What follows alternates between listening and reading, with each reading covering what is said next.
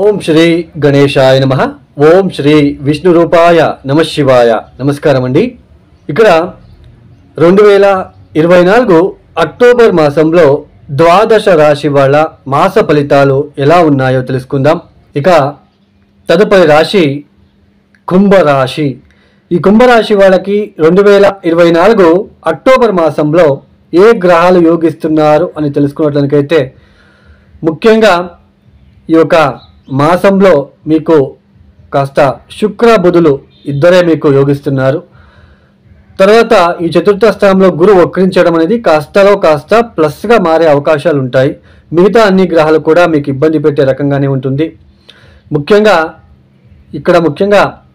ఈ కుంభరాశి వాళ్ళకి అక్టోబర్ 20వ తేదీ తర్వాత ఎక్కువ ఫ్రస్ట్రేషన్ లాంటిది ఏర్పడడానికి అవకాశాలు ఉంటాయి. అంటే ఎందుకు ఇది చెప్తున్నానంటే ఈ కుంభరాశి వాళ్ళకి ఇప్పుడు పంచమ స్థానంలో ఈ ఒక కుజుడు సంచారం చేస్తున్నాడు. తర్వాత షష్ఠానికి వచ్చేస్తాడు. 6వ స్థానానికి నీచ స్థానానికి వచ్చి అష్టమ దృష్టితో మీ జన్మరాశిని చూస్తాడు. అక్కడే వక్రించిన శని కూడా ఉంటాడు. సో ఎక్కువ ఫ్రస్ట్రేషన్ లాంటిది లేదా హెల్త్ ఇష్యూస్ రావడం లాంటిది, ఆరోగ్యపరమైన సమస్యలు రావడము లేదా నిద్రాభంగం ఏర్పడే సూచనలు, నిద్రాహీనత లాంటిది, ఇలాంటి తెలియని ఒక భయము, ఆందోళన లాంటిది, తర్వాత మీ భార్య లేదా మీ భర్త మీ పైన విసుగుపడడం లాంటిది, ఇబ్బంది పెట్టడానికి ప్రయత్నాలు చేయడం లాంటివి కూడా ఇక్కడ కనిపిస్తుంటుందని చెప్పుకోవచ్చు. ముఖ్యంగా ఈ యొక్క చతుర్థ స్థానంలో గురు వక్రించడం అనేది ఒక రకంగా ప్లస్ యాక్చువల్లీ చెప్పాలి అంటే. అయితే చతుర్థ స్థానంలో గురు వక్రిస్తున్నాడు కాబట్టి ఈ యొక్క తల్లి ఆరోగ్యం విషయంలో సుఖానికి కాస్త ఇబ్బందులు వచ్చే సూచనలు ఉంటాయి. అంటే ప్రశాంతంగా ఉండలేరండి. ఏదో ఒక ఇబ్బంది, ఏదో ఒక తెలియని ఇబ్బంది, మీరు తప్పు చేయకపోయినా కూడా మీ పైన ఎవరో ఒకరు మిమ్మల్ని సూదిలాగా పడుస్తూ ఉండడం లాంటిది, ఇలాంటివి ఎక్కువగా ఉంటాయి. Skin related issues, allergies, stomach related allergies, లివర్కి సంబంధించినది, కిడ్నీకి సంబంధించిన ఇష్యూస్ ఉన్నవాళ్ళు ఇక్కడ ఈ ఒక సమయంలో ఆ ఒక ఇష్యూస్ని ఫేస్ చేసే ఆస్కారం ఇక్కడ ఎక్కువగా కనిపిస్తూ ఉంటుంది అని తెలుసుకోవచ్చు. పైగా రాశిలో వక్రించిన శని, తెలియని ఒక భయము, ఎవరితో చెప్పుకోవాలో అర్థం కాని ఒక పరిస్థితి, సందర్భం ఏర్పడుతూ ఉంటుంది మీకు. తర్వాత నిద్రాహీనత, ప్రశాంతంగా పడుకోలేరు. సో ఇలాంటివే ఎక్కువగా కనిపిస్తూ ఉంటుంది.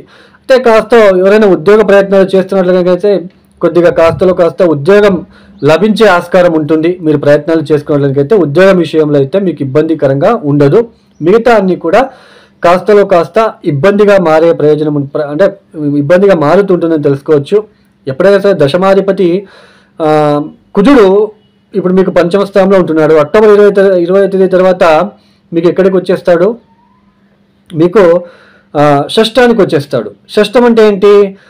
మనకి స్పర్ధాత్మక పరీక్షల్లో విజయము, మనం ఇంటర్వ్యూలో విజయం అవుతామా లేదా, సో ఇవన్నీ కూడా సూచిస్తూ ఉంటుంది. కాబట్టి కొద్దిగా 6వ స్థానంలో ఉన్నప్పటికీ అది కుజుడు లాంటి గ్రహము 6, 3, 11వ స్థానంలో మంచి ఫలితాలు ఇవ్వాలి. బట్ ఇక్కడ 6వ స్థానం నీచ స్థానం అయింది కాబట్టి ఇంటర్వ్యూ ఫేస్ చేయలేకపోతూ ఉంటారు. అన్ని నాలెడ్జ్ ఉన్నా కూడా ఇంటర్వ్యూలో కొద్దిగా తప్పిపోవడానికి కూడా ఆస్కారం ఉంటుంది. కాబట్టి కాస్త గట్టి ప్రయత్నాలు చేసుకున్నట్లయితే ఉద్యోగం రావడానికి కూడా అవకాశాలు ఉంటాయని తెలుసుకోవచ్చు.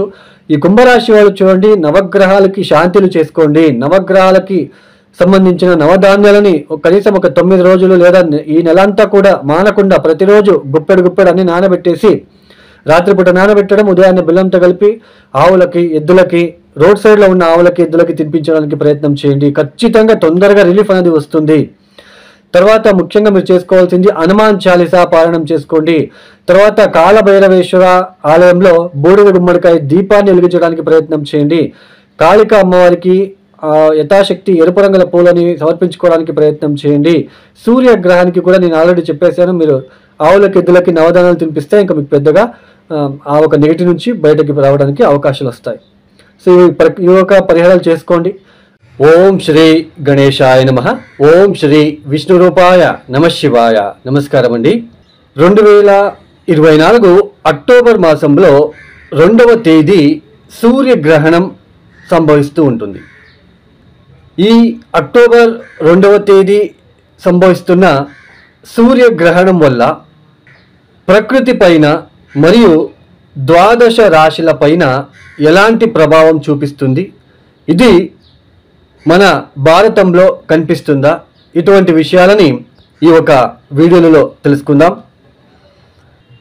ఈ 2024 అక్టోబర్ 2వ తేదీ సూర్యగ్రహణం అనేది రాత్రి 9:17 ప్రారంభమవుతుంది. అయితే ఈ యొక్క గ్రహణకి సంబంధించిన పూర్తిగా స్పర్శ సమయం అనేది మధ్యరాత్రి, అంటే తెల్లవారుజామున మధ్యరాత్రి 12:15 పూర్తిగా స్పర్శకాలం అనేది ఏర్పడుతుంది. ఈ యొక్క గ్రహణం అది చంద్రగ్రహణం కావచ్చు, సూర్యగ్రహణం కావచ్చు. సూర్యగ్రహణం రాత్రి వేళ గనక వచ్చింది అంటే అది మన భారతంలో గోచరించదు.